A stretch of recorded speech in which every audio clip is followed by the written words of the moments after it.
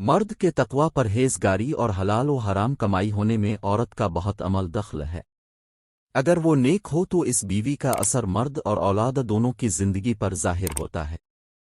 جس طرح کہ ایک بزرگ 5 وقت کی نماز اشراق و چاشت و تہجد باقاعدگی سے پڑھا کرتے تھے۔ ایک دن زوجہ محترمہ کو کہنے لگے کہ تم صرف 5 نمازیں پڑھتی ہو، کبھی تہجد بھی پڑھ لیا کرو۔ بیوی صاحبہ نے بات سنی اور خاموشی اختیار کر لی۔ دوسرے دن بابا جی بمشکل فجر کی نماز، وہ بھی آخری وقت میں پڑھ سکے۔ آنکھ کھلنے کا نام ہی نہیں لے رہی تھی۔ بیگم صاحبہ کو کہتے ہیں آج پتہ نہیں کیا ہوا، فجر کی نماز مشکل سے پڑھ سکا ہوں۔ بیگم صاحبہ مسکرا کر کہنے لگی، میرے سرتاج پہلے میں باوذوق کھانا بناتی تھی، جس کی برکت سے آپ کی تہجد میں آسانی سے آنکھ کھل جاتی تھی۔ کل آپ نے مجھے تانا لگایا تو میں نے رات کا کھانا بے اوذوق بنایا، جس کی وجہ سے آپ کی تہجد تو گئی، آپ کے لیے فجر کی نماز پڑھنا بھی مشکل ہو گیا۔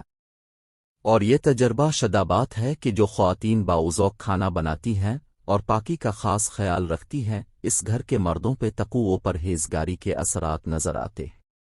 نیک بیوی کا اثر۔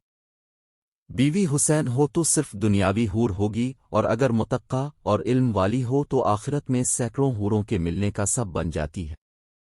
حبیب اجمی کی بیوی ان کو رات کے آخری پہر اٹھاتی اور بلند آواز سے کہتی، اے بندان خدا اٹھ اور دیکھ، رات گزر گئی اور تیرا راستہ طویل اور تیرے پاس زان را قلیل ہے۔ صالحین کے قافلے ہمارے سامنے سے گزر گئے ہیں اور ہم یہاں تنہا رہ گئے ہیں۔